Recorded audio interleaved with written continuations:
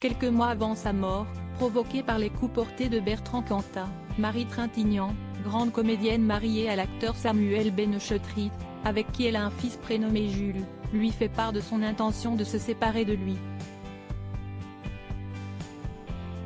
Cette rupture, Anne-Sophie Jeanne y revient plus en détail dans les pages de son livre Désir noir, publié ce mercredi 15 mars aux éditions Flammarion.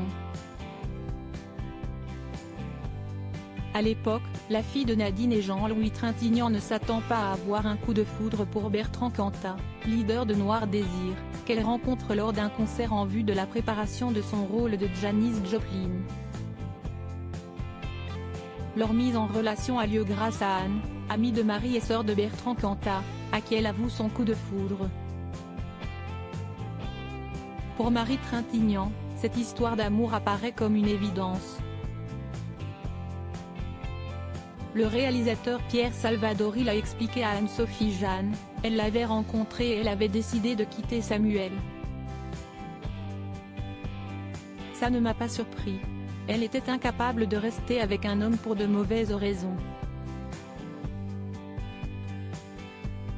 Cette rencontre l'avait bouleversée et elle était très amoureuse. Marie Trintignant, toujours officiellement en couple avec Samuel, confie également qu'elle ne peut pas jouer sur deux tableaux. Marie m'a expliqué qu'elle était incapable de tromper quelqu'un parce qu'elle avait trop mauvaise mémoire et qu'elle n'arriverait jamais à se rappeler ses mensonges et donc à avoir deux amants. Si est en 2002 qu'elle met un terme à leur mariage pour ne plus avoir à se cacher avec Bertrand Cantat. Samuel Benchetrit ne la retient pas, conscient qu'il ne pourrait pas faire grand-chose pour aller à l'encontre des sentiments de la mère de son fils. Samuel est resté très discret. Ils avaient l'air de bonne entente.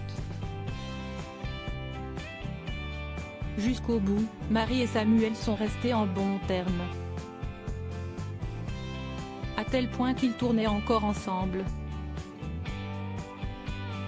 L'un des derniers textos que lui a envoyé Samuel Benchetrit, aujourd'hui heureux avec Vanessa Paradis, aurait d'ailleurs déclenché la colère noire de Bertrand Cantat et les coups fatals qu'il lui a portés à Vilnius.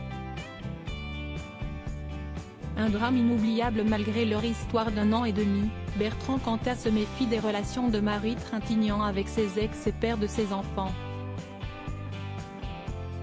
Dans un excès de rage et de jalousie, le chanteur assène de fortes claques à la comédienne dans leur chambre d'hôtel de Vilnius en Lituanie, où Marie joue sous la houlette de sa maman Nadine pour le téléfilm Colette. L'actrice tombe inconsciente au sol avant que Bertrand Cantat ne l'installe dans son lit. Si est à Samuel Benchetrit qu'il livre son premier coup de fil après le drame. Ce dernier lui conseille de contacter Vincent, le frère de Marie. S'il lui débarque sans avoir conscience de l'urgence qui se joue, Bertrand Cantat tarde à appeler les secours. Rapatriée en France, Marie Trintignant décède le 1er août 2003, malgré l'intervention du chirurgien Stéphane Delajoux.